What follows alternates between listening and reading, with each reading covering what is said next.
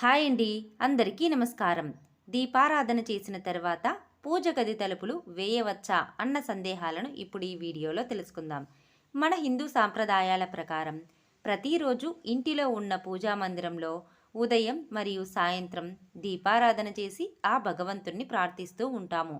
అయితే ప్రస్తుత కాలంలో ప్రతి ఒక్కరూ ఇంటిని నిర్మించుకున్న సమయంలో పూజకు కూడా ప్రత్యేకమైన గదిని ఏర్పాటు చేస్తున్నారు.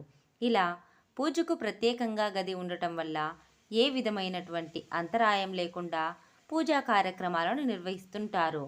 అయితే ప్రస్తుత కాలంలో నిర్మించుకున్న పూజ గదికి తప్పనిసరిగా తలుపులు ఉంటాయి. అయితే పూజ చేసిన తర్వాత చాలామంది పూజ గది తలుపులను వేయకూడదని చెబుతుంటారు. మరికొందరేమో తలుపులు వేయాలని చెబుతారు. ఇలా ఈ తలుపుల విషయంలో చాలామందికి ఎన్నో సందేహాలు ఉన్నాయి. అయితే నిజంగానే పూజ చేసిన తర్వాత దీపం వెలుగుతూ ఉండగానే పూజ గది తలుపులు వేయవచ్చా అనే విషయానికి వస్తే, భగవంతుడిని భక్తుడిని దగ్గర చేసేది భక్తి మాత్రమే. అయితే పూజ చేసుకోవడానికి ముందు కావాల్సింది భక్తి. ఆ తర్వాతే ఈ నియమాల గురించి చర్చలు జరపాలి. పూజ అయిపోగానే తలుపులు వేయేసేయొచ్చా, లేదా దీపారాధన వెలుగుతున్నంతసేపు తలుపులు తీసే ఉంచాలా అన్న సందేహం ఇప్పుడు ఈ వీడియోలో తెలుసుకుందాం. శాస్త్రం ప్రకారం దీపారాధన చేసిన అనంతరం భగవంతుడిని స్మరించుకొని కాసేపటి తర్వాత పూజగది తలుపులు వేయవచ్చు.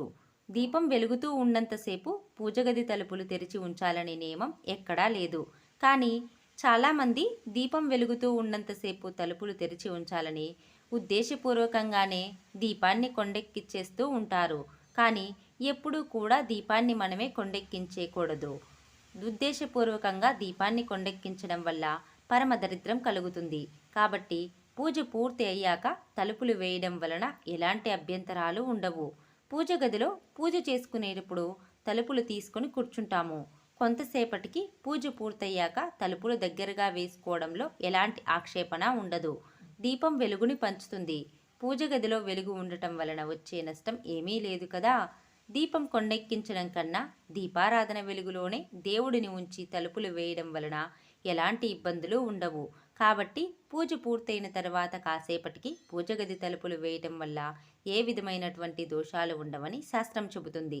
ఇలాంటి మరిన్ని వీడియోస్ కోసం వీడియోని లైక్ చేసి షేర్ చేయండి. అలాగే ఛానల్ని సబ్స్క్రైబ్ చేయండి. Thanks for watching friends.